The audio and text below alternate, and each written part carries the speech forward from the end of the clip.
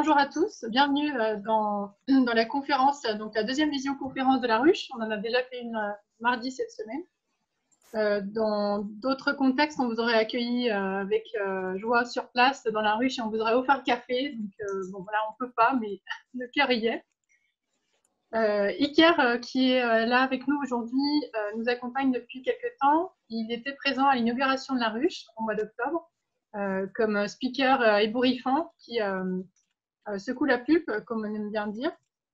Et aujourd'hui, il intervient donc, en tant qu'entrepreneur. Il vient du monde de la glisse, il a monté plusieurs entreprises et il s'est spécialisé aujourd'hui dans l'accompagnement des entreprises et dont les industriels dans un management plus humain et plus efficace, mais en mettant vraiment l'humain au cœur.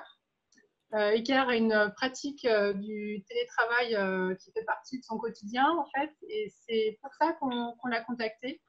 On s'est dit qu'il y avait plein de choses très intéressantes à nous partager dans cette situation qu'on vit tous, qui est subite, qui est intense, puisqu'on se retrouve à faire du télétravail tous les jours, là où avant on en faisait peut-être un petit peu de temps en temps.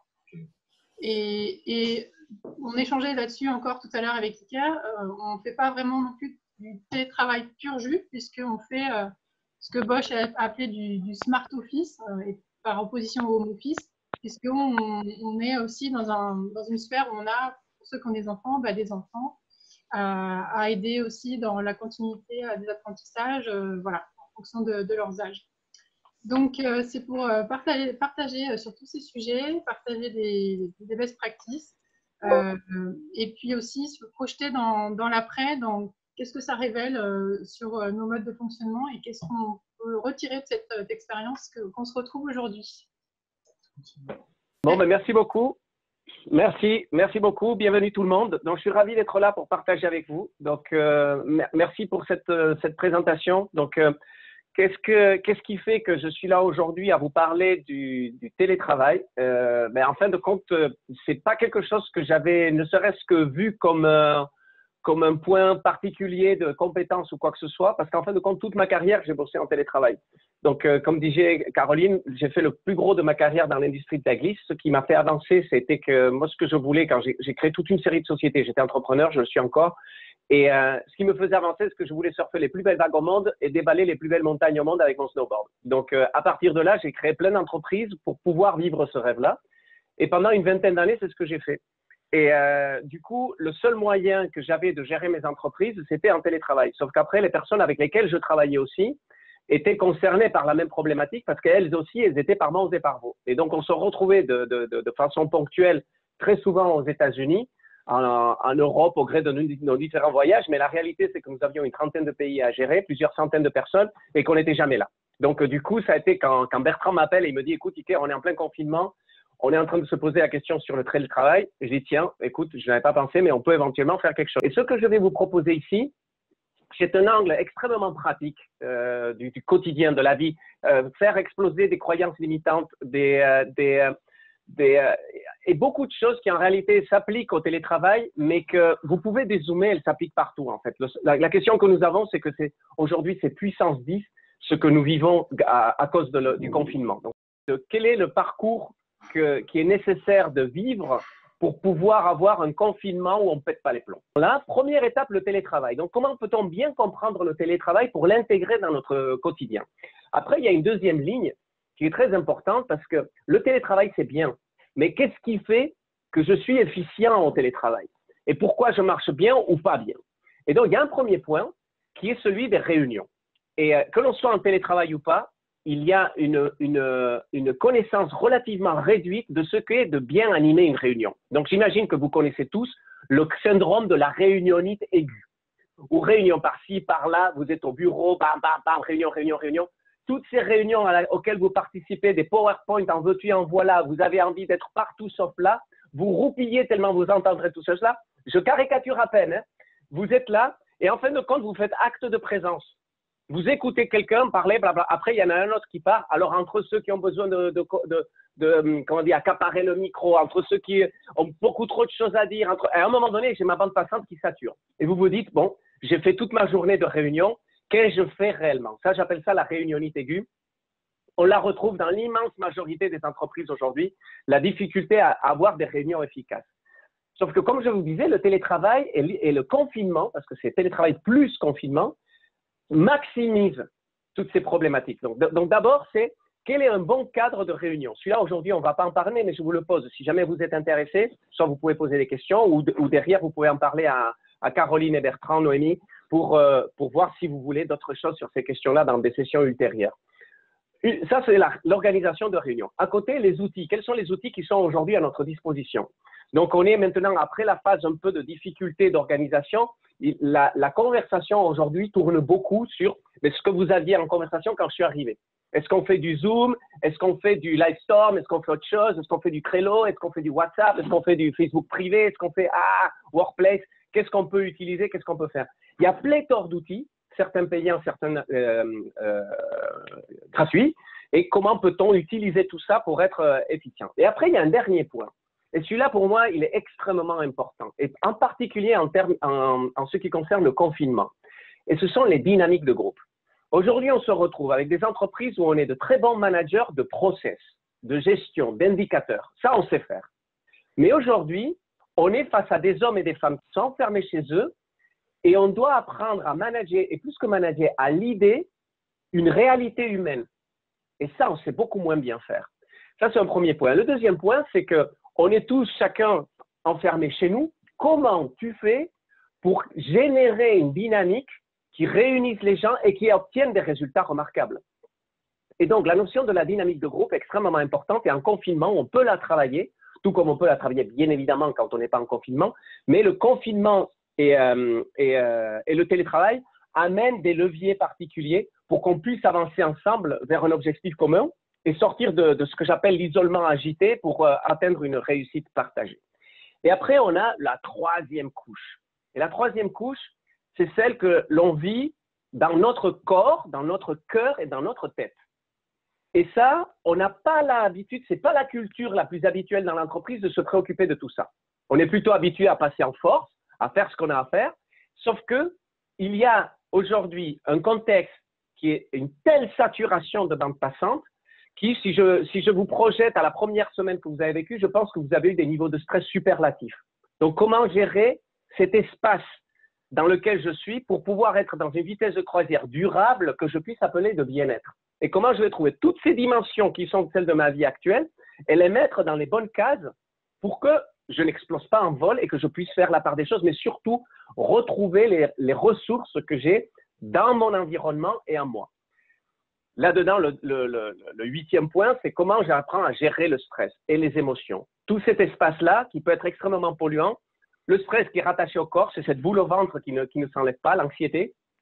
Ensuite, l'espace émotionnel rattaché au cœur, la peur, la colère, j'arrive plus à gérer toutes ces questions-là. Et ensuite, les pensées envahissantes.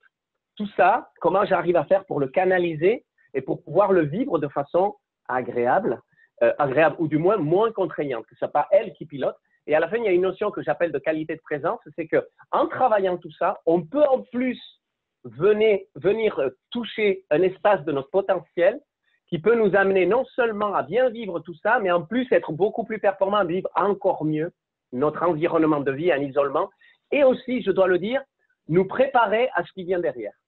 Parce que le confinement, on peut mal le vivre, mais la réalité, c'est que le contexte économique dans lequel nous sommes et ce qui est en train de se passer au niveau systémique, aujourd'hui, ça a beau être compliqué, c'est l'œil de l'ouragan. S'il y a un moment où on va pouvoir se récupérer, s'il y a un moment où on va pouvoir trouver des ressources, s'il y a un moment où on va pouvoir trouver le bon équilibre de posture, c'est maintenant. Le monde s'est mis en suspens. On a appuyé sur pause, l'écroulement de la bourse, la chute du PIB, toutes ces questions-là, aujourd'hui, on est en train de les mettre pour demain. On a une problématique directe qui est celle du Covid. Et cette parenthèse, il est important de prendre conscience qu'une fois qu'on sortira, le contexte vers lequel on va aller va être beaucoup plus demandeur, beaucoup plus exigeant. Donc, cette troisième couche est très importante pour nous donner le choix et l'opportunité de travailler notre équilibre de façon à ce qu'on ait les bases bien solides pour faire face à ce qui vient. Et plus je monte dans la hiérarchie, dans mon poste de leadership, plus j'ai une responsabilité importante dans cet ancrage que je vais pouvoir travailler. Et donc, tout ça, c'est le parcours qu'on a discuté avec Bertrand et Caroline. Et aujourd'hui, ce qu'on va faire, on va se focaliser sur le télétravail. Mais en vous racontant ça, je vous pose juste des graines parce que c'est un environnement beaucoup plus large, plus systémique dans lequel nous avons travaillé que juste celui qu'on va vous présenter maintenant. Donc, avec les graines que j'ai posées, s'il y a après, à la fin de la conférence, des choses qui vous viennent à l'esprit, même si ce n'est pas sur le télétravail, ce qui est important, c'est qu'on vienne répondre aux questions qui sont dans votre tête. Pas ce que nous, on a envie de vous raconter parce qu'on s'en fout. C'est ce que vous vivez réellement. Donc, si à un moment donné, dans votre tête, il y a une question qui touche aux 6 points qui font partie de la ligne 2 et 3, n'hésitez pas à poser la question, on rentrera pour briser cet isolement qui accompagne le confinement. Donc écoutez, je vous propose qu'on mette le chemin. Ça, c'est le parcours que je vous ai décrit, la transformation dans ces 3 étapes. Les 3 sont nécessaires, j'ai oublié de le dire, pour sortir de l'isolement anxiogène qui est rattaché au confinement et rentrer dans une efficience épanouie multidimensionnelle. Il est nécessaire d'appréhender les 3. Le télétravail seul ne sera pas suffisant. Il y a ensuite des notions de performance qui seront rattachées au télétravail. Comment vous allez vivre cette situation-là au niveau professionnel. Et ensuite, au niveau personnel, il y a toute cette partie de qualité de vie qu'il est important de prendre en compte. Vous avez eu une webinaire sur la santé globale. Donc, c'est déjà un bon pas dans ce sens-là. Voilà les 3 points. Donc, on va attaquer directement sur les 3 premières étapes. Et la toute première, c'est cadrer le télétravail. Donc, de quoi parle-t-on? On parle de bien travailler, je vais plutôt dire bien télétravailler. Et la transformation que l'on va vivre dans tout ce que je vais raconter, c'est de perdu à organiser. Donc, la question d'organisation, je ne vais pas rentrer dans des questions, on va dire scolaires. Tu mets la case A dans la case A, la B dans la case B. Moi, je vous donne ce qui, pour moi, fonctionne le mieux, et c'est juste poser le cadre. Donc, c'est quoi un cadre? Et ça, vous pouvez le rattacher. Tous ceux d'entre vous qui êtes managers, vous pouvez le rattacher à tout ce que vous faites. L'immensité des problèmes que nous avons aujourd'hui au quotidien dans nos entreprises sont des défauts de cadre, des zones de flou dans lesquelles les personnes s'engouffrent, et là-dedans, c'est le bordel. Donc, du coup, ce que je vais vous raconter ici, mais pratiquement tout ce que je vais vous raconter ici, vous pourrez le mettre en application dans plein de choses une fois sorti du confinement. Mais comme je vous disais, le confinement exacerbe toutes ces questions. Donc, en quoi le cadre est-il important? Il est important de poser le cadre de façon claire, et je vais vous donner la structure d'un cadre après, parce que vous allez à tous les acteurs qui influencent votre vie définir comment va être votre vie et comment doit-elle être et quelle est l'influence qu'ils vont avoir dedans, de façon à ce qu'ils sachent jusqu'où ils peuvent-ils aller et jusqu'où ne peuvent-ils pas aller. Sinon, ce qui va vous arriver, c'est que le cadre, il va se construire tout seul. Parce qu'il y a toujours un cadre. Mais s'il n'est pas formalisé, défini et éclairé dès le départ, il se construit au fur et à mesure. Et donc, ceux d'entre vous qui êtes confinés avec les enfants, avec le conjoint et tout ça, réfléchissez la quantité de fois où vous avez eu du « Ah mais attends, ça c'est pas bien, fais pas ci, fais pas ça, tu as dit ci ». Et à chaque fois, vous avez des discussions qui touchent à quoi? À des zones de flou. Il a fait quelque chose qu'il pensait que c'était bien, et toi, tu penses que c'est pas bien. Et donc, du coup, tu lui dis, ça passe une fois, ça passe 2 fois, mais vous êtes enfermé entre 4 murs. Au bout de 10 fois, tu as envie de le trucider, le mec, t'en peux plus. Donc, du coup, si tu poses le cadre dès le départ, c'est beaucoup plus facile parce qu'on sait jusqu'où on peut arriver, mais surtout, on sait aussi quand est-ce qu'on dépasse la limite. Donc, ça, c'est très simple. Je dis pas facile, hein, je dis simple, c'est pas pareil. C'est très simple quand on s'adresse à des adultes ou des enfants qui ont un certain âge. Va le faire avec ton gosse de 3 ans, où tu lui poses le cadre, il s'en fout. 2 minutes après, il revient, il le transgresse. Comment on fait pour poser un cadre à un enfant? Nous allons parler de ça aussi. Donc, comment pose-t-on le cadre? Le cadre a 4 éléments essentiels. La première chose, c'est les enjeux. C'est pourquoi ce cadre-là? Quels sont les enjeux dans lesquels nous sommes aujourd'hui? L'isolement, le Covid. Vous avez fait que poser le cadre depuis que vous avez commencé l'isolement. Vous avez commencé à discuter, on va faire ci comme ça, on va faire ça comme ça. Donc, définir les enjeux de ce que nous avons entre les mains. Ces enjeux-là, ils touchent le projet ou la problématique dans laquelle vous êtes concerné. Donc, il y a plein de cadres avec lesquels vous allez devoir gérer, mais c'est déjà souligner l'importance de pourquoi on est là. Et donc, il y a un pourquoi qui peut être relativement large ou très circonstanciel. On a un objectif à atteindre. On a un indicateur à influencer. Donc, ça, que ce soit clair et bien compris, noir sur blanc. Pourquoi est-on là aujourd'hui, ici et maintenant? Donc, le cadre, c'est ce que j'ai commencé par faire. Pourquoi on est là à se parler, à écouter ce bonhomme? D'abord, je pose le cadre de qui je suis. Pourquoi je suis là à vous parler de télétravail? En quoi suis-je légitime de parler de ça? Et ensuite, le cadre, comment on va fonctionner ensemble, ce que vous pouvez faire, si vous avez envie de faire ça, quelles sont les ressources que vous avez, etc. Donc, d'abord, pourquoi on est là? On va travailler la question du télétravail. Enjeu. Ensuite, les règles. Et il y a deux types de règles. Il y a les règles de fonctionnement qui peuvent évoluer parce que les choses évoluent, et il y a les règles non négociables. Donc, par exemple, une règle non négociable, c'est que tu ne peux pas sortir, aller te balader au bord du lac si tu es à Annecy comme moi. C'est-à-dire, aujourd'hui, c'est une règle qui a été posée par l'État, c'est une règle non négociable. Si tu sors, tu te prends une amende de 135 €. Et encore, 400, je crois, si tu récidives. Donc, règle non négociable, tu restes à la maison. Et ensuite, tu as des règles de fonctionnement qui peuvent être des règles du quotidien. C'est là, il est important de les définir. Comment va-t-on fonctionner? En télétravail, c'est essentiel. Sinon, et vous avez déjà commencé à le dire, j'en suis sûr, vous êtes surpollué. Entre les personnes qui veulent juste parler et créer du lien, entre les personnes qui ont peur, on appelle ça le FOMO, Fear of Missing Out. Je ne veux pas qu'ils ratent le coche. Donc, je vais te submerger de 150 emails pour te raconter des trucs dont tu n'as pas besoin. Et donc, on va faire des réunions, on va se parler. Alors, la première semaine, j'avais des conversations. Caroline, je fais une parenthèse. Tu me diras, hein, j'ai commencé à parler, je ne sais pas à quelle heure j'ai commencé à parler. Donc, je suis déjà sur le… J'ai oublié de mettre mon temps. Donc, tu me fais signe si j'ai… OK, parenthèse, juste, à quelle heure je dois finir? C'est 14 heures, donc on avait dit jusqu'à 14h30 avec la possibilité OK. de dépasser un petit peu. Voilà. Donc, OK, super, parfait. OK, bon, je ferme la parenthèse et j'ai perdu le fil de ce que je disais. Donc, j'étais en contact avec… Bon, je ne sais plus ce que je disais, ça ne fait rien. Je continue. On pose le cas. En jeu, les règles négociables, pardon, les règles de fonctionnement et les règles non négociables. Poser ce cadre-là est important pour savoir comment on peut agir et pourquoi on peut agir. Mais ensuite, on a les relations. Et ça aussi, c'est comment va-t-on fonctionner ensemble? Quel est le lien qui va nous unir dans ce que nous sommes en train de faire? En quoi suis-je à ton service? En quoi es-tu à mon service?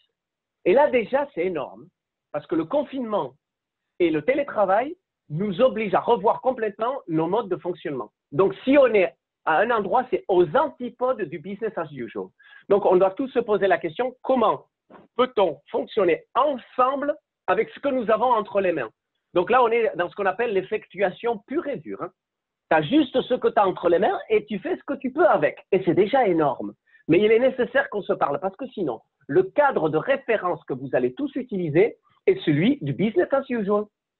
Parce qu'on n'a pas défini. Donc, du coup, comme d'habitude, tu es à disposition de cette façon, mais j'espère que tu sois à disposition. Alors, quand tu ne peux pas, tu as ton gosse à côté, tu dois lui faire à manger, tu dois faire l'école à distance. Bref.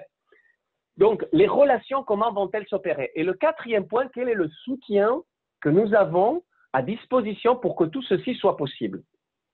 Et donc, vous posez ce cadre-là à chacune des personnes qui font partie de la dynamique de groupe. Et donc, ça ne veut pas dire toutes les personnes qui sont sous votre responsabilité. Imaginez que vous avez peut-être 150 personnes dans votre business unit et que vous ayez la responsabilité de 150 personnes. La réalité de votre quotidien, c'est que votre dynamique de groupe ne touche que 20 personnes maximum, peut-être 25 pour les mutants d'entre vous, jamais plus. C'est-à-dire que le lien entre vous et ces 150 personnes passe par ces 20 personnes. Donc, même si vous étiez le PDG d'un grand groupe, votre dynamique de groupe est réduite à 20 personnes, la dynamique qualitative, les personnes qui réellement influencent ce que vous faites dans l'ensemble de l'écosystème. Ça veut dire que ce sont là les personnes avec lesquelles vous devez poser le cadre. Ça ne sert à rien que vous posiez le cadre avec quelqu'un que vous allez avoir en conférence une fois par mois. Vous posez le cadre avec les personnes qui interagissent au quotidien parce que ce sont elles qui vont définir l'efficience avec laquelle vous allez travailler, l'équilibre ou le déséquilibre dans lequel vous allez être. Donc, ça, on peut faire du cas par cas, peu importe la quantité de gens qui sont sous votre responsabilité. On touche notre dynamique de groupe restreint. Et donc, après, pour que ça marche, c'est qu'on ne doit pas tomber dans le piège du descendant. Imaginons que vous êtes un leader, que vous êtes un manager et vous avez l'habitude de faire du descendant. Dans le confinement, si vous faites du descendant, vous allez poser votre cadre. Sauf qu'il ne prend pas en compte le cadre de la personne qu'il y a en face. Et là, l'importance d'être en contact, parce que le cadre, c'est une co-création. Cas par cas. Chaque personne qui influence votre quotidien, c'est une co-création parce que vous ne savez pas quelle est la réalité systémique de la personne que vous avez en face. Et donc, il y en a une qui elle va avoir des enfants, l'autre qui est avec son conjoint, l'autre qui est toute seule. Chacun va s'organiser à sa façon. Donc, en posant le cadre ensemble, si vous faites du smart office, comme disait Caroline tout à l'heure, ça veut dire qu'il va y avoir une adaptation des cadres suivant les contextes de chacun. Si vous faites ça, vous réduisez, mais x10, les volumes de stress et de pression que la personne va avoir. Parce que cette personne, elle ne va pas s'échapper dans les petits trous de la raquette. Cette personne, ce qu'elle va faire, elle va trouver l'espace d'équilibre dans lequel elle peut répondre aux attentes de l'écosystème tout en étant performante et en attendant les attentes aussi en dehors de l'écosystème professionnel. Donc là, on est dans l'importance de poser le cadre. Et c'est la première étape. Vous aurez une petite fiche que j'enverrai aussi aux filles de la ruche pour le résumé de tout ce que j'ai raconté. Et vous pourrez avoir aussi la présentation si vous le voudrez. Ils auront tous les éléments à la ruche si vous voulez. Donc ensuite, maintenant, on passe dans l'étape 2. Poser le cadre, c'est l'étape… oh, j'ai oublié une chose. Pensez surtout à poser le cadre pro et perso. C'est extrêmement important. Comment vous allez fonctionner dans le contexte à la maison? Enjeux, règles, relations et soutien. Comment nous, ensemble, on se met au service de ce cadre-là pour que ça fonctionne? On a plus l'habitude de le faire au travail, moins l'habitude de le faire à la maison parce qu'on a un mode de fonctionnement. Et en fait, s'il y a un cadre qui n'a pas changé, c'est la maison. Parce que vous êtes chez vous, donc vous vous retrouvez comme d'habitude. Sauf que le confinement n'est pas un compte d'habitude, il est nécessaire de revoir les enjeux, les règles, les relations et le soutien et comment cet écosystème humain dans lequel vous êtes va fonctionner. Donc ensuite, étape 2, intégrer le télétravail. C'est-à-dire qu'une chose, on a commencé par le cadrer, mais encore faut-il falloir bien le vivre. Comment je peux faire pour bien vivre cette question de télétravail auquel je n'ai pas été préparé? Et là, le télétravail, il y a énormément de choses pour me le faire subir. Subir ce télétravail, ça peut être douloureux. Et donc, ce dont on va parler maintenant, c'est plein de trucs et astuces qui vont nous permettre de bien gérer le télétravail, de façon à ce qu'on arrête de le subir. Donc, la première chose que je vous ai dit, c'est vous avez défini le cadre, après vous allez le poser à chacun des espaces concernés. Et ça, comme je disais tout à l'heure, c'était ici que j'allais le dire, je me suis mélangé les pédales, vous allez le faire du côté professionnel et du côté personnel. Et donc, chaque fois, ce cadre, vous le construisez. Vous êtes en confinement et en télétravail. Les deux mélangés, ça ferait un environnement de vie extrêmement exceptionnel. Donc, n'hésitez pas à réviser cette question du cadre, mais j'en parlerai tout à l'heure. Le cadre n'est pas figé définitif, n'est pas inscrit dans le marbre. C'est du vivant et ce vivant, on va l'accompagner et on va faire ce que j'appelle de l'apprentissage collectif, pro, perso, histoire d'évoluer avec le vivant, avec ce qui est en train de se passer, le temps de trouver notre vitesse de croisière. Et on n'est pas très nombreux, et quand je dis on, je ne m'inclus pas dans le groupe, à avoir trouvé une vitesse de croisière déjà aujourd'hui. La plupart des personnes avec lesquelles j'échange, et j'en fais partie, on est encore en train de trouver cet ajustement, cet affinage pour être dans ce qu'on peut considérer une vitesse de croisière plutôt, je mets des guillemets, routinière. Donc, là, je vais vous donner un exemple de poser le cadre. Et cet exemple-là, c'est caricatural, je dirais presque, pour des personnes adultes ou des enfants qui ont un certain âge, mais ça marche super bien pour des enfants petits. Donc, ça c'est un dessin, donc bon, il est pas très joli, on l'a mis dans un cahier parce qu'on a plein de rituels bien-être et tout ça qu'on fait à la maison histoire de bien vivre le confinement. Donc, on a un cahier, on fait du journaling, on fait des dessins, blablabla. Donc, ce truc, je l'ai collé sur le cahier. Avec mon petit de 4 ans, on prend une feuille de papier, on la divise en 4. Il y a 4 temps dans la journée qu'il est important qu'ils comprennent. En haut à gauche, c'est le temps où on passe tous ensemble en famille. Et les dessins qui sont en haut, c'est un lit, c'est la sieste, c'est des assiettes, c'est les repas. Et il y a le chiffre 4. C'est que ça va être 4 fois par jour. Le petit-déj, le repas de midi, le goûter et le dîner. Et à ce moment-là, nous sommes tous ensemble. Ensuite, il y a le deuxième cadre en haut à droite. Celui-là, vous voyez, il y a une grosse barrière. Et cette barrière, elle isole maman qui est devant l'ordinateur. Et de l'autre côté, il y a papa et le petit avec des cahiers. Ça, c'est le homeschooling, je ne sais pas comment on dit, l'école à la maison. Et donc, c'est moi qui donne les cours aux petits. Et pendant qu'on est en train de donner les cours, il y a la barrière. Elle représente une porte que l'on ne peut pas traverser. Donc, tout ce qui se passe quand on est dans ce cadre-là, le petit n'a pas le droit de frapper à la porte. Et il y a des règles sur comment peut-il s'adresser à la personne qui est de l'autre côté de la porte. Après, il y a un autre temps où moi aussi je dois travailler. Et donc, vous voyez, en bas à gauche, deux grosses barrières. Il y a les jeux et les jouets du petit. C'est lui qui a défini qu'est-ce que c'était pour lui le jeu. Pour lui, c'était les voitures, c'était la plage et c'était un château. OK, très bien. Donc ça illustre ton jeu. Et après, nous, l'ordinateur, ça représente le travail. Dans cet espace-là, tous les jours, on rappelle le cadre au petit. Tu ne peux pas traverser la porte et tu respectes ce contexte-là. Et ensuite, le quatrième en bas à droite, ce sont les activités famille, ludiques, bien-être, tout ce que l'on fait. Et là, vous voyez, on fait du yoga, de la méditation, on fait du jeu, on fait du piano et on s'amuse tous ensemble. Et donc, ce cadre-là, avec les petits, ça marche très bien quand vous le rappelez tous les jours. Ça devient ludique. Regarde, Jules, on est ici maintenant. OK, super. Maintenant, on va passer dans ce cadre-là. Et on lui rappelle, tu te rappelles dans ce cadre-là, on va faire de l'école à la maison, tu ne peux pas frapper à la porte. Oui, papa. Après, quand on a fini, je dis, OK, Jules, maintenant qu'on a fini l'école à la maison, tu vas jouer tout seul pendant 2 heures et moi, je vais pouvoir travailler et tu dois nous laisser tranquille. OK, papa. Et ainsi, je lui présente le cadre. Ça fonctionne avec les petits-enfants. Bien évidemment, les petits, au-dessus de 1 an et demi. Voilà. Et ensuite, quand on est adulte ou jeune enfant qui a déjà une capacité plus d'autogestion, c'est exactement la même chose. Les 4 espaces, comment on les définit? Quel est le cadre de chacun des 4 quand on se retrouve manger? Et avec le télétravail, c'est extrêmement important. Extrêmement important parce que l'un des pièges du télétravail, c'est que vous allez bouffer tous ces espaces-là. Parce que vous n'arrivez pas à mettre des limites claires. Donc ça, c'est un point. Ensuite, maintenant, l'importance de choisir votre espace. On a tendance au début à vouloir se mettre donc un bureau, tout ça. On n'a pas tous des endroits où on peut se mettre dans un bureau parce qu'on est tous en famille, Mais très important de choisir un espace dans lequel vous pouvez avoir votre bulle. Et l'un des pièges du télétravail, c'est que une fois qu'on prend sa petite vitesse de croisière, on commence à découvrir des petits plaisirs. Je reste en pyjama, je me prends le petit déj pendant que je travaille, je dirais pas d'autres endroits où je réponds au téléphone. Bref, je me retrouve dans un espace où finalement, tiens, je peux me faire plaisir. Et donc, il y en a un qui est topissime, c'est sous la couette, je prends mon ordinateur portable. Waouh, c'est bon ça! Ça, à éviter par-dessus tout. Votre espace de repos, c'est votre lit. Vous allez charger le lieu de tout ce que vous allez vivre et d'une énergie lourde que quand vous allez fermer l'ordinateur, va rester dans la chambre. Donc, le lit, c'est un sanctuaire en télétravail. Vous ne travaillez pas sur le lit. Vous pouvez travailler dans le salon, le canapé, par terre, dans le balcon, dans le jardin, où vous voulez, mais pas sur le lit.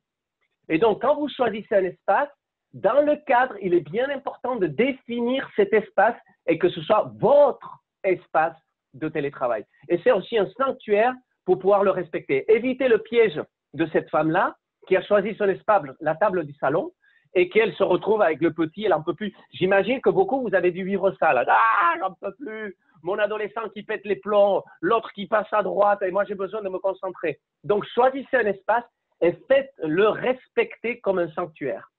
Et ensuite, un autre point très important, c'est de l'ordre de ce que j'appelle les rituels. Et on en parlera tout à l'heure. Les rituels, c'est quoi? C'est quelque chose que vous allez faire tous les jours qui va marquer votre passage d'un espace à un autre. Donc, par exemple, mon petit rituel, avant de commencer la journée, mon petit thé tranquille, il y a toute une process. Je me le fais, j'ai mon thé ou mon smoothie, et quand je le pose, je me mets devant l'ordinateur et ça ouvre la parenthèse de mon télétravail. Après, quel est le rituel de fermeture? Nous, on a un rituel pendant le confinement. À 17 h, on se fait une salle de gym là, juste là derrière, et on se met faire du yoga, on soulève des poids, et tous ensemble, on met de la musique, le petit de 4 ans, on est tous ensemble. C'est le rituel de fermeture. Je sais que dès le moment où j'ai attaqué ça, fini le boulot. Fini. Ça ferme. Pourquoi c'est important? Parce que quand on fait du télétravail, en confinement puissance 10, on ne sait pas limiter les espaces. Et il est important que l'on programme notre cerveau à comprendre que quand je suis d'un côté, je suis d'un côté, mais quand je suis de l'autre, je suis de l'autre. Et j'ai basculé. Et là, le dossier se ferme réellement. Ça, nous, on le fait de façon automatique tous les jours parce qu'on est au travail. On va au bureau, on sort du bureau et on rentre à la maison. Ça, c'est une cassure physique. Donc, c'est facile de faire cette transition. Et en plus, avec le commute, le temps qu'on passe dans les transports en commun, en voiture, ça nous permet de shifter. Là, il n'y a pas de shift. Là, tu fermes l'ordinateur et tu es encore avec tout ça dans la tête. Il est important d'avoir un rituel qui t'enlève tout ça de la tête et met autre chose et qui te permet de rentrer dans ta vie, pas dans ta profession. Donc, ces notions de rituel sont extrêmement importantes et suivant les temps forts et importants de votre quotidien, il sera important d'avoir autant de rituels d'ouverture et de fermeture. Parce que ce n'est pas j'ouvre à 8 heures et je ferme à 17 heures. Non, j'ouvre et je ferme chaque fois que je rentre et je sors de mon espace de télétravail. Ça, c'est extrêmement important. Après, quand vous êtes en télétravail, vous devez raisonner en plage.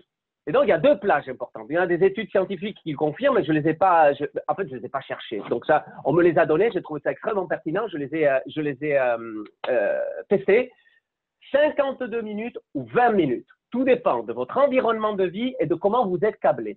Des plages d'efficience. Ou 20 minutes si vous êtes très sollicité, ou 52 minutes si vous avez une capacité de concentration.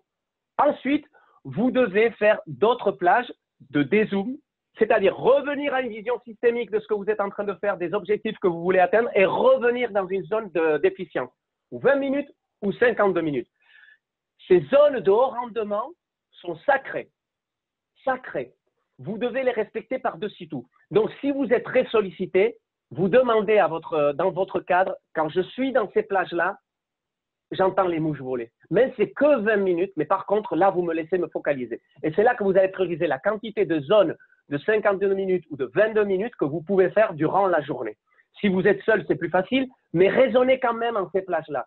Parce qu'il y a beaucoup de pièges dans le télétravail et on en parlera tout à l'heure. Donc, votre journée, combien de plages de 20 minutes ou de 52 minutes pouvez-vous vous allouer pour faire ce qui est réellement important? Je ne suis pas en train de parler pour bosser, pour faire ce qui réellement compte. Et là, il y a une priorisation à faire et on en parlera tout à l'heure. Et après, celui-là, il est super important. C'est la pause KitKat. Entre les plages de 52 ou de 20 minutes, parenthèse, respirez. Vous êtes en sprint, pendant 20 minutes, vous dézoomez. En confinement, le sprint est encore plus puissant parce que rares sont ceux, sauf s'ils sont seuls, qui peuvent se permettre le luxe d'être 8 heures dans la journée à juste faire que bosser. Donc, on se concentre tous sur des espaces très réduits et ça, c'est un sprint.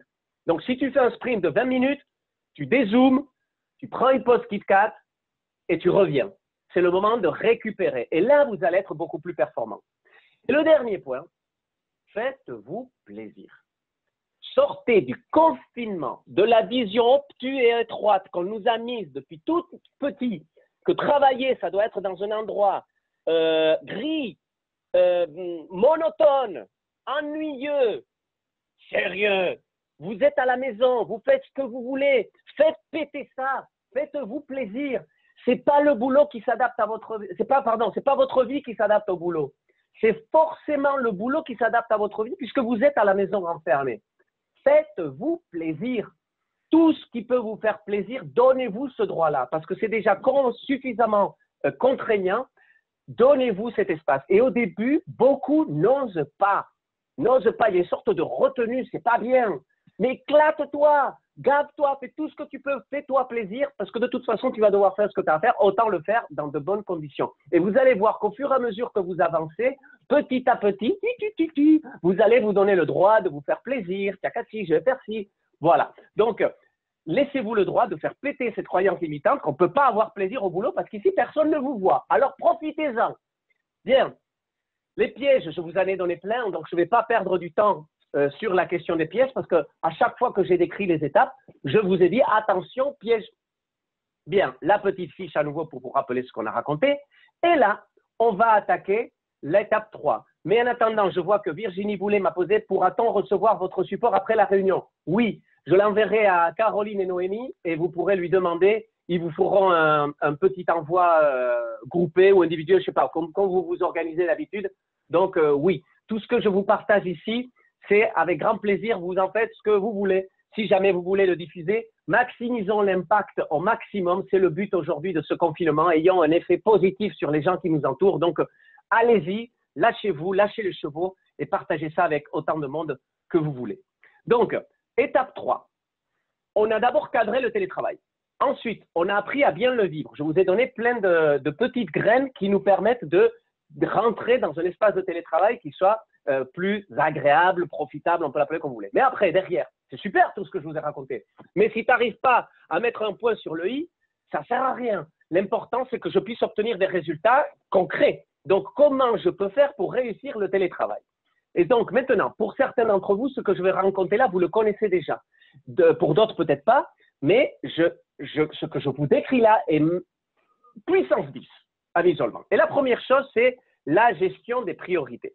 Et donc, faites un petit commentaire. Est-ce que vous avez entendu l'image des petits cailloux, des gros cailloux et du sable dans la gestion du temps? OK. Et pendant que vous répondez, vous dites si, oui, oui, oui, non. Iker, quelle est ta capacité à toi de temps de haut rendement avec une journée avec un enfant? Très bonne question. Alors, compliqué la question. Alors, mes plages de haut rendement, je les fais de 52 minutes, si je peux. Et ce n'est pas moi qui décide, c'est mon fils qui décide. Donc, quand mon fils est extrêmement sollicitant, ce sont des plages de 20 minutes que je fais et j'essaie de les multiplier mieux au mieux. Par contre, je raisonne en perte acceptable. C'est-à-dire, je sais que je ne pourrai pas tout faire. Donc, cette frustration, je me la suis sortie du dos. Il y a tellement de choses que je voudrais et que je devrais faire. Je raisonne en perte acceptable. J'ai mis un trait.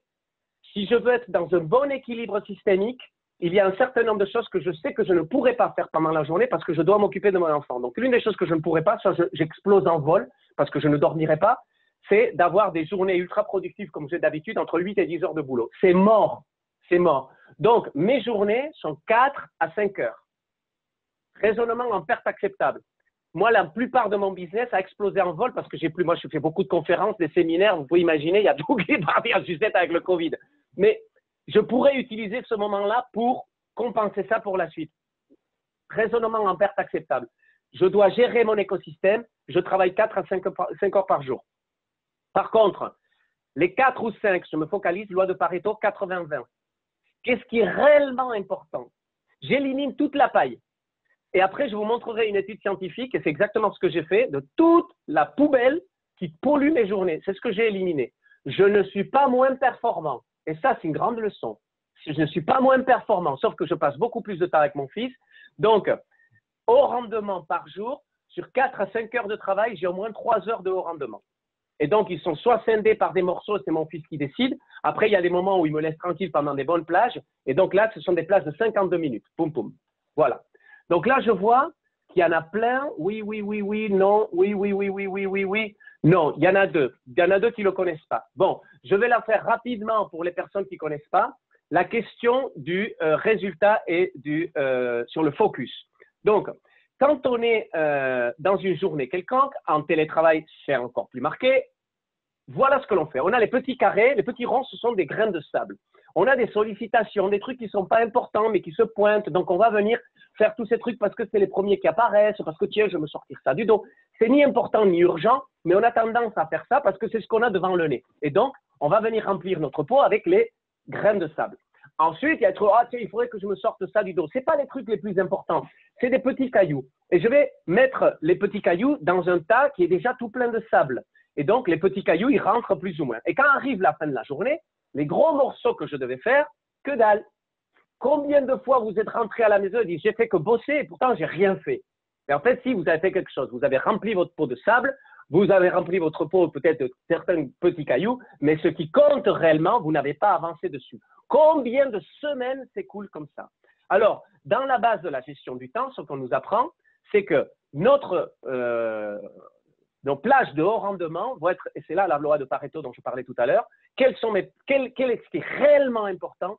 Mes 20 minutes, 52 minutes, c'est par ça que je vais commencer. Je vais prioriser ces questions-là, ce qui réellement va marquer la différence. Après, il y a des choses relativement importantes qui doivent remplir mon espace de quotidien, mais qui ne sont pas aussi importants que mes gros cailloux.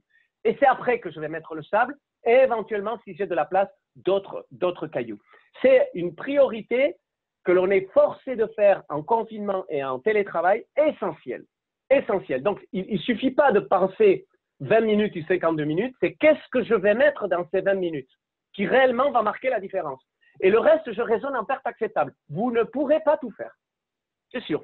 Ceux qui sont seuls à la maison, oui, mais ils seront conditionnés par le fait que les personnes avec lesquelles ils travaillent, ils ne peuvent pas tout faire. Donc, à la fin, il y aura une systémie qui bloquera. Donc, le raisonnement en perte acceptable, c'est-à-dire il va y avoir des cailloux que je ne pourrai pas gérer. Donc, sont-ils réellement essentiels? Sont-ils réellement importants? est-ce que je peux les sortir de l'équation sans qu'il y ait une explosion en vol de l'écosystème? Et ensuite, ici, je vais vous présenter l'autre question. Voilà l'individu A. Il commence une tâche et il s'attaque à un gros caillou. Et ça, c'est la réalité de notre quotidien. Après, il va y avoir un décrochage. Le téléphone qui sonne, Facebook, WhatsApp, le gamin qui vient. On s'occupe de ce décrochage. Après, il y a un temps de refocus et de reprise du travail. Et là, à nouveau, gros caillou.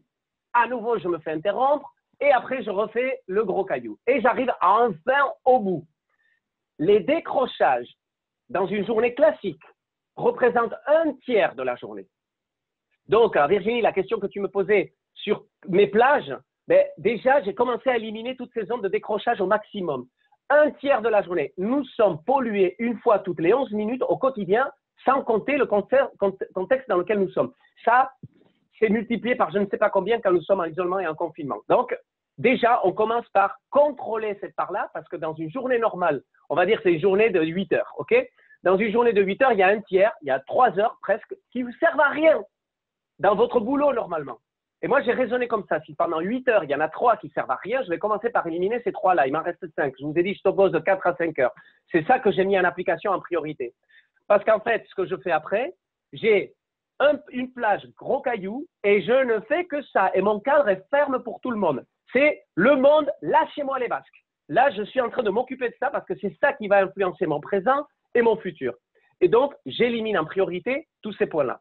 Ça, quand je suis A, je vis avec plus de stress, je commets plus d'erreurs, je suis moins efficient et j'obtiens moins de résultats.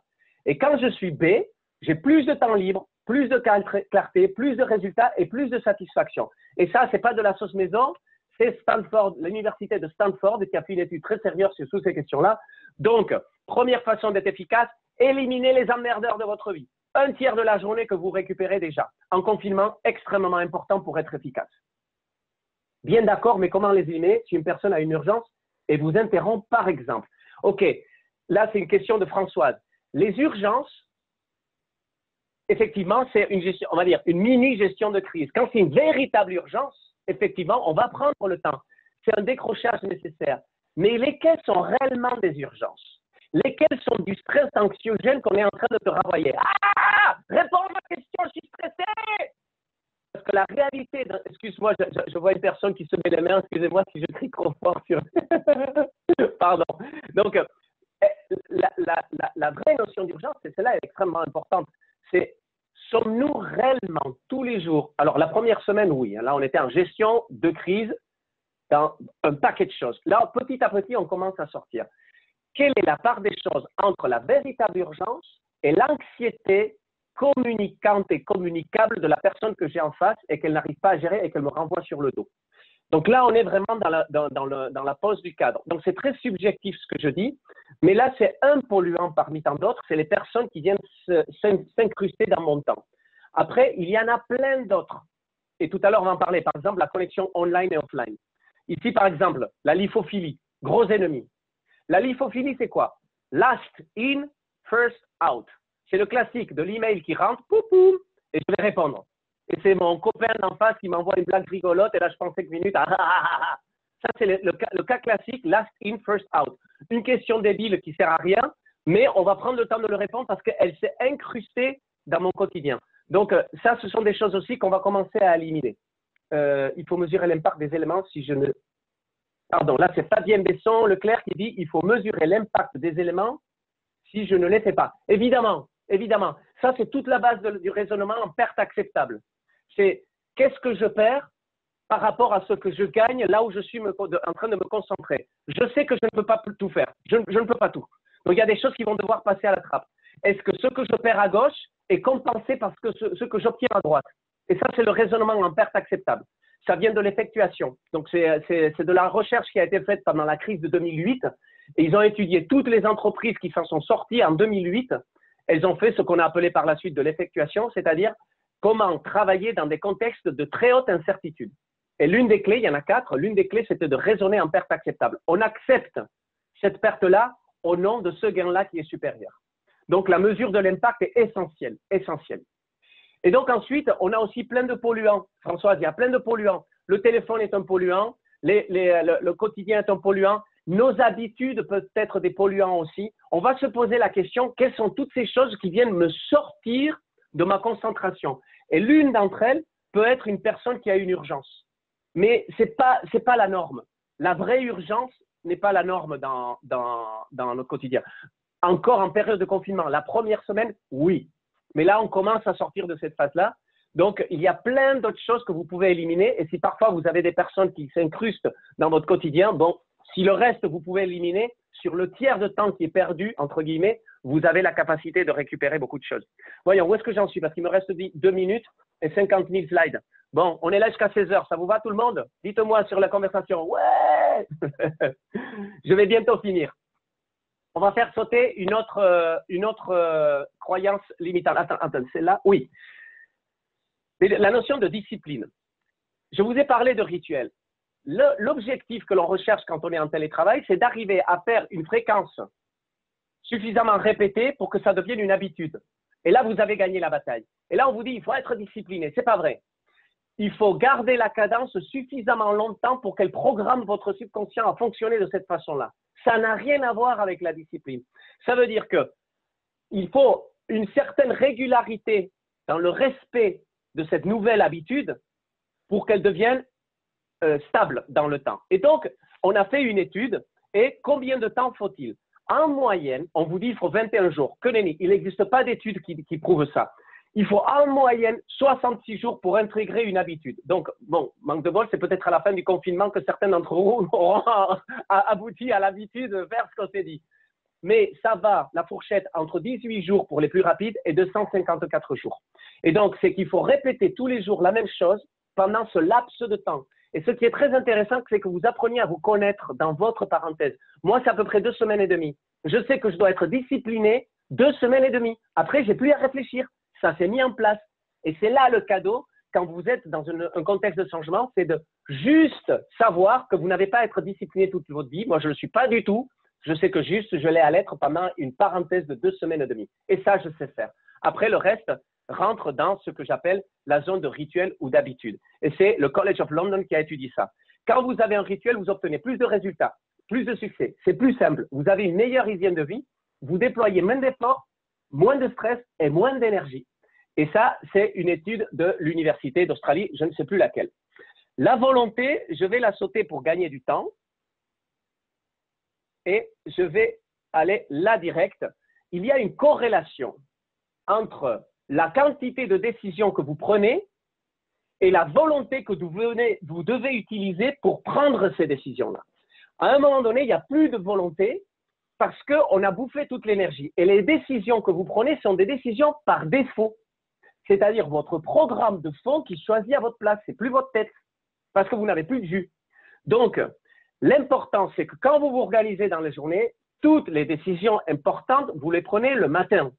C'est là que se passe le vrai point pour être efficace en télétravail et en confinement en particulier. Sinon, après, la saturation de votre quotidien va faire que votre bande passante, il n'y aura plus de place pour rien.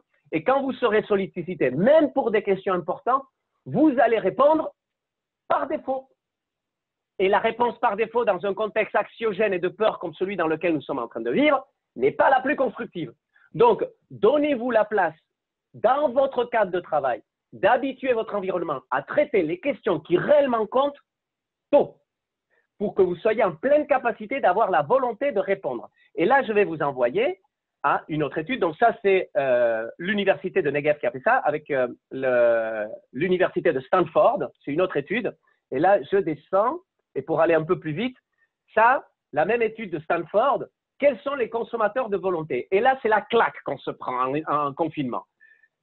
1. Intégrer de nouvelles habitudes. Ça, c'est pour nous. Filtrer les distractions. Ça, c'est pour nous. Résister à la tentation. Aussi, le chocolat qui est là dans l'armoire, qui n'est pas au bureau. Contrôler les émotions.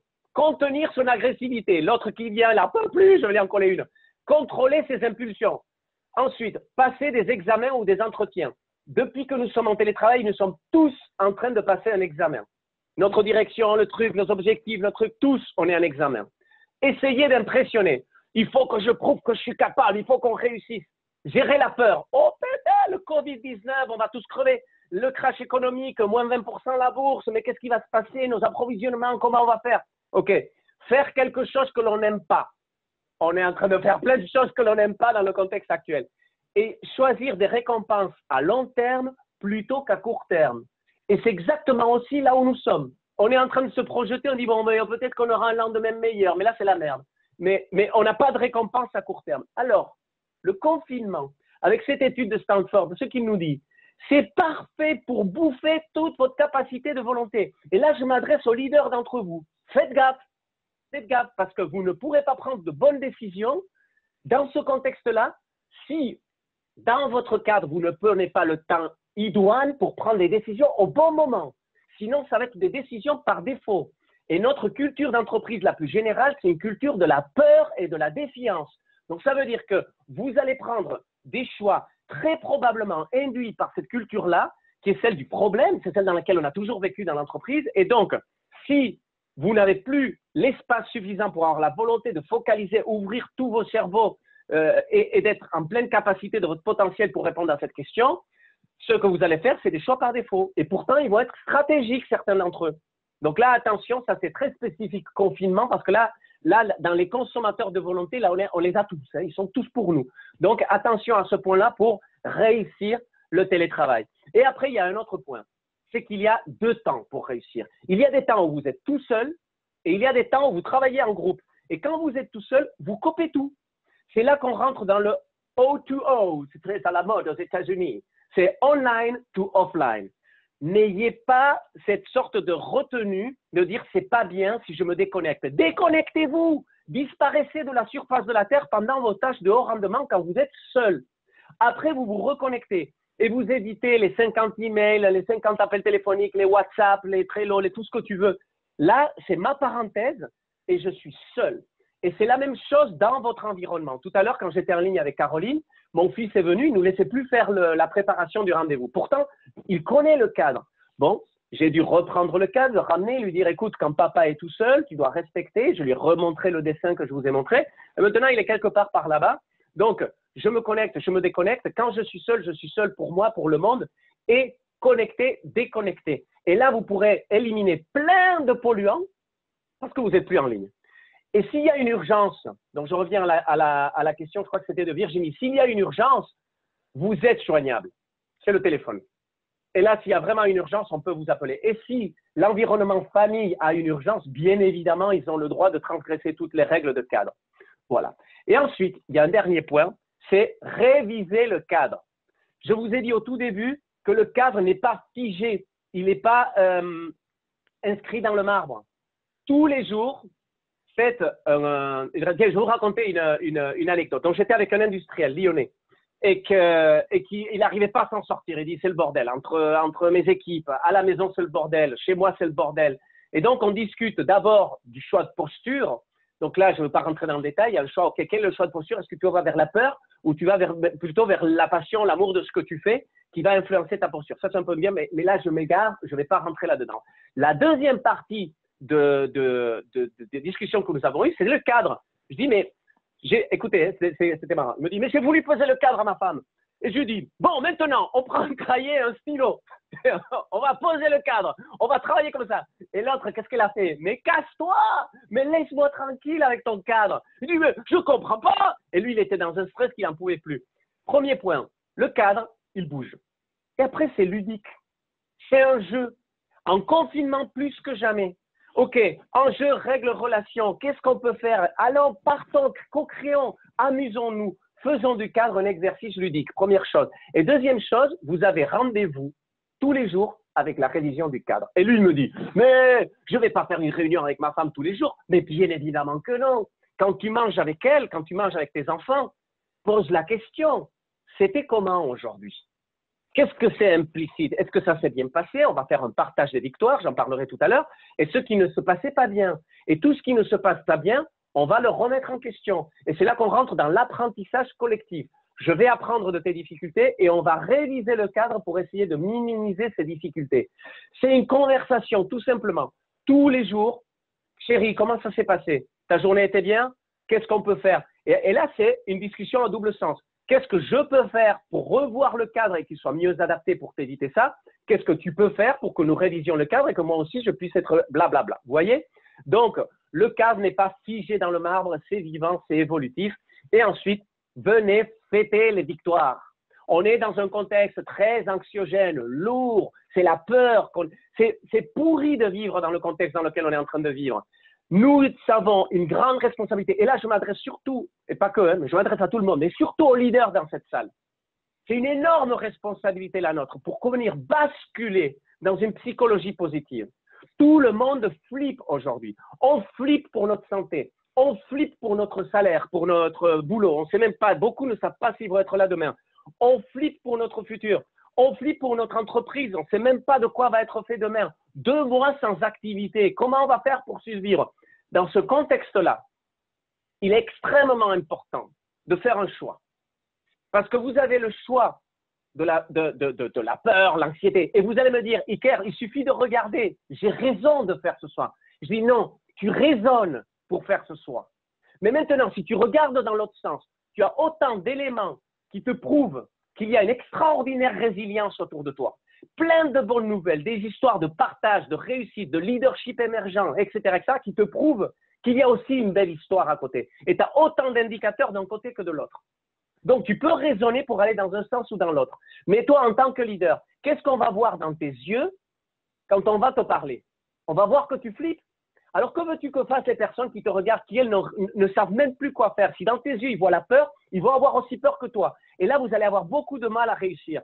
Donc, fêter les victoires, c'est juste une petite partie de l'importance de basculer dans une psychologie positive. Parce que ce n'est pas être utopiste ou cuicui les petits oiseaux. On est réaliste. C'est un véritable bordel dans lequel nous sommes. OK, constatation, point, c'est tout. Maintenant, comment je vais lui faire face? Et là, c'est ce câblage qu'il est important de venir passer pour que vous puissiez voir dans les yeux de la personne que vous avez en face qu'elle y croit. La confiance et la foi en ce que nous sommes en train de faire va être le plus grande valeur ajoutée. Ça ne va pas de l'argent, ça ne va pas de temps, c'est de la confiance et la foi en nous et à notre capacité à réussir. Et donc là, nous avons une parenthèse, je l'appelle tout à l'heure l'œil de l'ouragan. Dans cet œil de l'ouragan, j'ai la possibilité tous les jours de travailler cette psychologie positive. Parce qu'il y a 95% de votre quotidien qui est influencé par votre subconscient. Vous n'avez que 5% de pilotage dans votre vie. 5.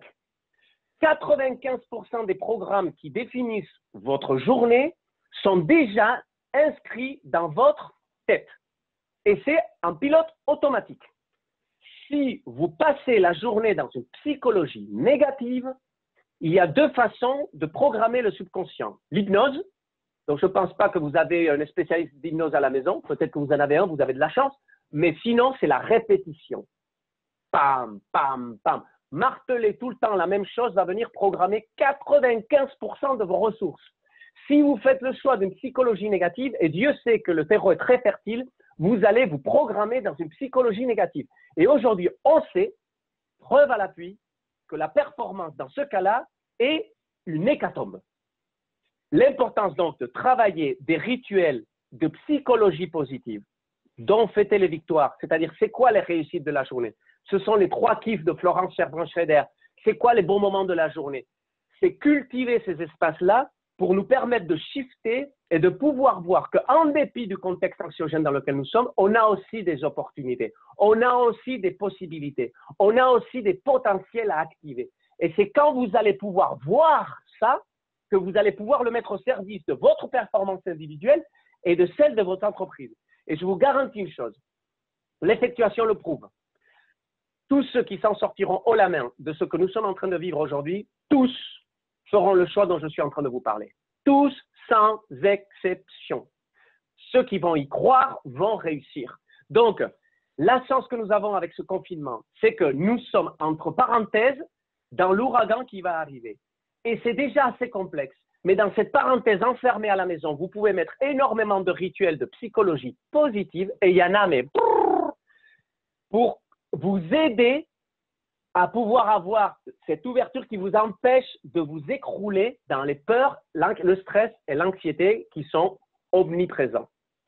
Voilà pour l'avant-dernier point. Et le dernier, c'est celui que je ne vais pas développer, c'est que tous les groupes de travail avec lesquels je fonctionne, moi, mon public, c'est surtout des leaders et des dirigeants d'entreprise. Et peu importe la taille de l'entreprise, je travaille avec des très, très grosses boîtes internationales, des centaines de milliers de salariés, jusqu'à des startups. Peu importe le mec que j'ai en face. Cet exercice, je leur fais faire. J'appelle ça l'impossible possible. Quelle est la chose impossible de faire aujourd'hui, toute chose égale par ailleurs? Quelle est la chose possible quelle est la chose qui serait rendue possible si tu changeais certains éléments? Donc là, c'est juste une capture d'écran. C'est tout un PDF. C'est très scolaire. Il faut juste remplir les cases. Et là, donc, je ne vais pas prendre de temps pour vous le décrire. Ça, c'est le livrable que je vais vous offrir. C'est cadeau. Je vais vous ouvrir un accès à ceux qui sont intéressés, ou tout le monde. Hein. C'est, on finit max à 15 heures. Oui, j'ai fini. Donc, il y aura le livrable. Il y aura des vidéos pour vous expliquer comment remplir ce truc-là. Faites confiance. Faites-moi confiance. Si vous utilisez ce document, donc, vous allez vraiment pouvoir optimiser vos ressources et obtenir des résultats remarquables. Vraiment, il y a toutes les études dont je vous ai parlé qui sont là-dedans. Donc, après, vous en faites ce que vous voulez. Il y a quelques vidéos à voir, des trucs à remplir. Je vous offre ça avec grand plaisir pour essayer de contribuer à l'impact. Et voilà. Donc, je vous ai parlé des 3 premières étapes. Derrière, il y en aurait 3 autres sur l'organisation de réunions, les outils et les dynamiques de groupe, très important. Et une 3e essentielle, j'ai touché pas mal de points sur ces questions-là, c'est votre équilibre, hygiène de vie, qualité bien-être, qualité anti-stress et qualité de présence qui serait nécessaire pour bien compléter la réponse aux défis du confinement et de l'isolement qui l'accompagne et du télétravail. Voilà, chers amis, j'ai fini. Juste une petite parenthèse. J'ai un podcast où je publie plein de ces choses-là. Je pense que ce que je viens de vous raconter là, je le mettrai en disposition aussi sur le podcast si la ruche me donne le feu vert. Donc, je vous invite à vous abonner si vous voulez avoir toutes ces discussions que j'ai aujourd'hui. Je les illustre comme je viens de le faire maintenant. Et c'est tout. Je fais une série spéciale confinement pour apporter autant de contenu possible aux personnes parce que c'est ensemble que nous allons réussir le défi que nous avons en face. Voilà, chers amis, eux ou pas eux, comme vous voulez. J'ai pris un petit peu plus de temps que prévu, 15 minutes. Et donc, à vous, questions-réponses si vous voulez. Et voilà, je suis à votre disposition. Merci Pierre pour cet échange très dense où on sent qu'on peut creuser encore pas mal de sujets. Est-ce que dans les un quart d'heure qui nous reste, il y a des personnes qui souhaiteraient poser des questions? Donc, soit en se manifestant, en décochant leur mute sur leur micro, soit sur le chat. Oui, j'en ai une question. J'ai entendu une voix. Oui, c'est Françoise. Je vous remercie, c'était très intéressant et je sais pas si vous avez prévu de faire une autre session sur les points que vous avez évoqués, la réunion de groupe et la dynamique de groupe, parce qu'on en aurait bien besoin aussi. Du coup, je voulais vous le suggérer parce que ça serait intéressant. Et c'est vrai qu'on n'avait pas le temps aujourd'hui d'aborder ça. Ça c'était l'un des points qu'on a évoqué avec Caroline. Donc, on avait décidé de faire cette présentation. On a priorisé ce que l'on a pensé être le plus circonstanciel, les questions les plus immédiates. C'était celle-là. Les vraies questions de fond, vous avez tout à fait raison. Dynamique de groupe, équilibre de vie, ça va être les vraies questions vont être là-dedans. Et on avait évoqué avec Caroline, si ça émerge et il y a une demande, pourquoi pas faire d'autres sessions pour partager avec vous ces autres leviers. Ça serait intéressant. C'était très intéressant, hein, merci. Mais je me dis, ouais, justement, c'était pour vous dire que ça serait intéressant d'aller encore plus loin. Merci. Eh ben, on le note. Merci Françoise. Pierre, tu m'entends? Merci Françoise. Oui. Oui, bonjour, c'est Laurent. Donc tu disais une question, sinon ce sera un flop, donc c'est pas un flop, c'est top. Et du coup, peut-être une deuxième question. Alors, je l'avais posée rapidement par l'écrit, mais donc à situation exceptionnelle, confinement, qu'est-ce que dans cette situation-là, professionnellement, qu'est-ce qui, selon toi, serait à retenir, puisque je pense que il est important de tirer des enseignements de cette situation, de la façon dont on va aborder le sujet. Et après la crise de la première semaine et la mise en place, qu'est-ce qui pour toi fait du sens qu'on pourrait demain conserver dans une journée de travail ordinaire? Ouais, très bonne question et vaste question. Donc, si vous avez remarqué, la plupart des choses que je vous ai racontées, vous pouvez les dézoomer du confinement, elles sont applicables dans notre quotidien d'entreprise. Donc, il y a beaucoup de choses qui, parce que c'est exacerbé en confinement, qui vont vous servir à grandir quoi qu'il en soit et vous serez de net meilleurs professionnels parce que vous avez vécu ça et vous avez trouvé les réponses, vous ne les avez pas subies. C'est là le point très important, d'arrêter de subir et de pouvoir prendre le contrôle. Donc là, c'est sûr, vous allez grandir. Après, il y a une autre opportunité et c'est que dans la dynamique de groupe, donc Laurent, est-ce que tu es manager, leader ou pas? Oui, je suis directeur commercial. Directeur commercial, donc tu as des équipes et tout ça. La notion de la dynamique de groupe va être extrêmement importante. Et là où tu as des questions très constructives à te poser, c'est que tu es à distance. Comment tu peux faire pour lier, connecter avec les gens et les quantités de choses que tu peux faire. Aujourd'hui, tu peux te mettre en danger, je mets des guillemets, sans risque, parce que tu peux tester plein de choses. C'est le meilleur labo que l'on peut faire. Alors que d'habitude, de tester des choses, on y va un peu… On marche sur des œufs de peur de se planter, on a un excès de prudence dans le quotidien. Là, la situation est tellement exceptionnelle que personne ne va te punir d'essayer des choses. Et là, tu vas avoir un véritable levier. En plus, si tu es dans le commercial, d'autant plus que la motivation, l'envie et l'engagement sera d'autant plus importante. Mais s'il y a un apprentissage essentiel qui va sortir de tout ce que nous allons vivre ici, c'est ce que je disais à la fin. C'est le choix de posture. Et ça vous appartient. Il y a autant de raisons de choisir la peur que de choisir la foi, la confiance. Et je ne mets pas de contexte spirituel quand je dis foi. Vous pouvez mettre si vous voulez. C'est juste la foi en qui je suis, la foi en qui nous sommes et comment nous allons réussir. Parce que c'est manichéen, c'est vraiment extrême. Et donc, le fait de travailler ce contexte-là, d'apprendre à gérer ces espaces négatifs, pesants, alourdissants, apprendre à gérer, pendant le confinement va durer à peu près 2 mois. Là, on est en contact avec certaines instances politiques. Il se dit, alors vous savez, il y a beaucoup de bullshit dans tout ça, hein, mais il suppute sur mi-avril, peut-être même fin avril. Donc on est quand même là pour un bon moment. Si on voit la courbe des confinements des autres pays, on n'en est qu'au début. Donc c'est une parenthèse très très longue pour travailler des questions de posture. Des questions de posture. Et ça, c'est valable pour tout le monde. Et donc, là où moi, je suis extrêmement réaliste, c'est que ce qui vient… Écoutez, avant-hier, j'étais en contact avec le gouvernement basque. Je fais un travail avec le gouvernement basque. Et la chance que j'avais, c'est que tout était en webinaire. Parce que moi, je suis à Annecy, donc c'est à 1000 km. Moi, je suis basque d'origine, basque espagnol. Donc, je travaille avec eux, c'est top. Et depuis le début, on travaille comme on est en train de travailler maintenant. Donc, le Covid ne nous a pas affecté. Au contraire, on peut être plus efficace. J'ai plus de disponibilité des gens que j'ai en face. Et il me disait que les chercheurs économiques de l'Université du Pays Basque sont en train d'anticiper une chute du PIB régional. C'est l'un des poumons économiques avec la Catalogne de l'Espagne, de 8 à 10%. En 2008, pour contextualiser, on a eu 0% de croissance. Et c'était déjà une hécatombe. 0%. Et moi, quand ils m'ont dit 8 à 10, je dis, mais t'es fou. Et après, je dis, mais non, on arrête 2 mois d'activité. Ben, c'est pas si fou que ça. Finalement, on est presque dans 10% de l'année qui va être affectée. Et ça, c'est sans compter le crash du système financier. Il y a eu 1000 milliards par les États-Unis et la Banque européenne qui ont été injectés dans la bourse et il n'y a pas eu de réaction. Alors qu'avec 700 milliards, la Fed avait réussi à remonter la pente des banques en 2008. Et là, on a 2000 milliards et on est au même point. C'est-à-dire que le contexte est waouh. Donc, ça, c'est être réaliste. Et donc, maintenant, en tant qu'individu et en tant que leader, le plus grand service qu'on peut se rendre, c'est, on voit tout ça, et je vais prendre une image. Tous ceux d'entre vous qui faites du vélo ou du VTT, vous savez que quand vous êtes en train de rouler, quand vous voyez un caillou, si vous posez le regard sur le caillou, vous prenez le caillou et catapoum, vous le savez tous. Le seul moyen de ne pas se prendre un caillou quand on est en train de faire du vélo, c'est de voir la trajectoire qui le contourne. Et là, vous savez que vous sauvez votre peau, surtout ceux qui font de la descente en VTT.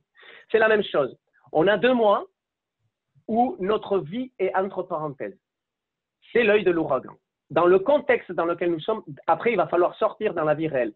La première semaine, les gens vont picoler, aller au restaurant et baiser autant qu'ils peuvent. Ils n'ont pas pu le faire pendant 2 mois. Mais une fois qu'ils ont fini, ils vont se prendre la réalité de la vie dans laquelle on est.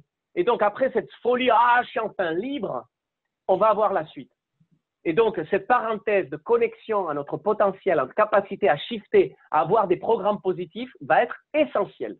Parce que vous soyez manager ou pas, je te demandais, Laurent, si tu l'étais, mais que vous le soyez ou pas, dans notre écosystème de vie, ce à quoi nous allons être confrontés, c'est surtout à des personnes en détresse, à des écosystèmes en détresse. Et là, on va marquer la différence, c'est dans notre capacité à retrouver des ressources intérieures pour trouver la confiance et réussir le défi que nous avons en face. Et c'est d'une puissance inouïe, ce que nous avons à l'intérieur, je le souligne. Moins de ressources, moins de gens, moins de temps. Si vous connectez avec votre potentiel et cet espace dont je vous raconte, c'est gigantesque ce que vous pouvez obtenir. Donc pour moi, ça c'est le gros point essentiel. C'est comment peut-on travailler cette ouverture de conscience au potentiel intérieur que j'ai à travers une psychologie positive qui ne m'empêche pas d'être réaliste, qui ne m'empêche pas de voir la vague et de me dire le bouillon va être dur. Mais dans le bouillon, il y a deux postures. Je vais me noyer ou je vais sortir à la surface, je vais sortir la tête de l'eau. Et ça peut marquer une énorme différence. Merci, c'était top. Ça te va, Laurent, la réponse?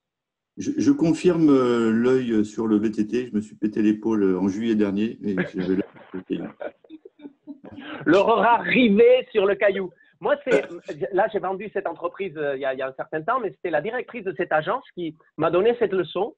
Un jour, elle m'a dit, écoute, Iker, j'en ai marre que tu viennes au bureau et que tu nous dises, on va se prendre le mur parce qu'un jour, on va finir par se le prendre. Pourquoi tu ne viens pas et tu nous dis comment faire pour contourner le mur? Je me suis fait mais bien mettre à ma place. Et là, je dis, ah ouais. Et c'était une grande leçon de management que j'ai reçue ce jour-là. Et c'est le VTT qui m'a fait connecter avec ce qu'elle me disait. Donc, Véro, avez-vous des conseils de lecture ou vidéo pour améliorer notre posture et sortir de la négativité? Alors, oui. Alors, Caro, on verra si on fait quelque chose ou d'autre, mais il y en a tellement que je peux vous donner. Il y a tellement, il y en a plein. Alors, il y en a un qui est top. Donc, ça correspond à la première étape. C'est dans la qualité bien-être, la notion des rituels. Achetez-vous le livre Miracle Morning. Donc, c'est un livre qui est plutôt féminin dans le contenu, mais on s'en fout. C'est des rituels du matin. Si vous le faites, je vous garantis, il y a un avant et un après. Miracle Morning. Vous pouvez l'acheter en audio si vous n'avez pas peur de pas le recevoir. Vous prenez un compte Audible et vous le téléchargez. C'est un petit livre très facile, des choses faciles à mettre en place. 1 heure par jour, ça change radicalement votre quotidien. Après, vous avez, je sors des trucs comme ça. Hein. Il y a la méthode Wim Hof. C'est un néerlandais complètement fou qui fait des techniques de respiration, mais il est fou, mais tout ce qu'il fait est étayé par des dizaines et des dizaines d'études scientifiques. Et donc, la méthode Wim Hof, donc je vous écris le bonhomme, Wim, W-I-M-H, Wim Hof, avec 1 ou 2 F, je ne m'en rappelle plus, peut-être un seul F. Cette méthode est d'une efficacité extraordinaire, les études scientifiques viennent le ratifier. D'autres lectures sur la posture. Alors, la méditation, extrêmement puissant la méditation. Donc, vous avez des exercices. Vous pouvez attaquer par le téléchargement de l'application Petit Bambou. Rien que faire les exercices basiques de la fonction de la version non payante, c'est déjà très bien. Ça va vous permettre de rentrer dans une intériorité qui va vous permettre de gérer vos stress, vos émotions et vos pensées. Si vous voulez pousser plus loin, vous faites un protocole MBSR, Mindfulness Based Stress Reduction, qui est inspiré par des études scientifiques du MIT de Massachusetts. Bon après-midi, VMA. Au revoir, merci. Donc, ça aussi, ça peut être des choses immédiates que vous pouvez mettre en place. Et grâce à ça, la gestion du stress, la gestion des émotions, etc., etc. Après, il y a d'autres questions qui sont un peu plus poussées. Et là, il me faudrait de temps pour vous les expliquer. Mais déjà avec ce que je vous ai donné là, il y a pas mal de choses. La santé globale. Oh là là, bon sang, vous avez eu Pascal Pérez. Moi, j'ai fait un burn-out sévère en 2009 avec l'expérience de mort imminente. C'est ce qui m'a amené à faire un énorme virage de vie. En 10 ans, j'ai fait que chercher équilibre, hygiène de vie. Je suis allé être vraiment très, très, très, très loin dans cette question-là. J'ai beaucoup travaillé au niveau d'entreprise, au niveau de la qualité de vie au travail, prévention de burn-out. C'était un truc qui était vraiment très présent chez moi. J'ai rencontré Pascal Pérez il y a 3 ans. C'est fou l'influence que ses connaissances ont eue dans le point de bascule. Elle a fait une conférence pour La Ruche il y a 2-3 jours. Donc là, en termes d'immédiateté, en qualité de manger, qualité de vie, hygiène globale de vie, ça a été, après 10 ans de travail et d'études vraiment consciencieuses, il y a eu vraiment un point important. les notions de santé globale, comment bien s'alimenter, tac, tac, tac, mais sans tomber dans le piège hein, de je mange pas bon, je me prive, je fais des régimes, que dalle. Ça, moi, je pouvais pas avec ça. Donc, la notion de la santé globale, il y a beaucoup, beaucoup de choses que vous pouvez retirer là-dedans. Avec ce que je vous ai dit là, si vous prenez rien que ça, mais vous n'êtes plus le même homme, la même femme. Et c'est que le début. Après, il y en a plein de trucs qu'on pourrait échanger. Voilà. Merci beaucoup, très intéressant, avec des postures concrètes à adopter. Merci. Au revoir. Donc, c'était… elle est partie déjà. Donc, bon, il est 14h58. Donc, super. Merci. Ouais. Merci, Iker. Du coup, on arrive à la fin du temps qu'on s'était imparti. C'est parfait. Timing au top. Vous voyez que potentiellement, on va en discuter côté ruche avec Iker pour voir quelle suite on peut donner. En tout cas, merci pour votre présence à tous aujourd'hui. Tu as encore une question, Iker? Est-ce que tu as un compte Instagram? Alors, oui, j'ai un compte Instagram, mais je ne l'ai pas actualisé depuis au moins 4 ans. Donc oui, mais non. J'ai un compte LinkedIn, j'ai un compte Facebook que je vais beaucoup alimenter avec tout le contenu de ce que je vous parle là, les podcasts, etc. LinkedIn, bon, c'est assez statique, je m'en sers peu. J'ai un compte officiel que j'ai ouvert il n'y a pas longtemps. Et là, par contre, je vais poster plein de trucs. Et si vous voulez me contacter par là aussi, c'est tout à fait possible. Et après, n'hésitez pas à demander mes coordonnées à Caroline s'il le faut, si vous avez des questions. Aujourd'hui, pendant tout le confinement, je me donne une ligne de contribution à l'impact. Donc, si vous avez besoin, c'est des hommes, des femmes qui ont besoin, vous m'appelez. Je ne suis pas dans une logique commerciale. Si vous avez besoin d'aide et à un moment donné, je peux contribuer, demandez mes coordonnées, n'hésitez pas, c'est un coup de fil, on peut partager et ça peut briser une solitude importante qu'à un moment donné, il suffit d'une conversation pour avoir un shift. Donc, je me mets à disposition aujourd'hui, je suis là pour ça et c'est ma contribution, mon chemin de vie. Donc, le confinement est suffisamment exceptionnel pour me mettre au service d'eux et ce qui est important est l'impact qu'ensemble nous pouvons avoir. Donc, n'hésitez pas. Merci pour ce partage extrêmement généreux, Iker. Donc, tu nous proposes de pouvoir te recontacter et de mettre à disposition ta framework que tu nous as partagé tout à l'heure, ton outil de priorisation des tâches. Donc, merci beaucoup pour ça. Je pense que c'est ce qui peut donner confiance pour avoir adopté la posture positive dont tu parlais tout à l'heure pour ressortir plein de force de cette période de confinement et pour pouvoir effectivement refaire face à ce qui nous attendra à la sortie. En tout cas,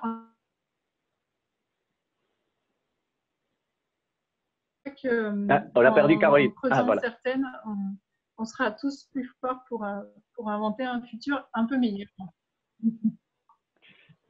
Génial. Merci à tous. C'est 15h. Je vous propose que… je ne sais pas si vous m'entendez bien. Merci. Merci à tous pour vos mots gentils. Merci beaucoup. Merci pour tous vos petits mots gentils sur le fil. Je suis ravi et peut-être à bientôt et faisons le meilleur de ce qui nous est proposé aujourd'hui. Merci et je vous dis à très bientôt. Merci. Et merci la ruche industrielle. Je vous adore. J'adore faire des trucs avec vous.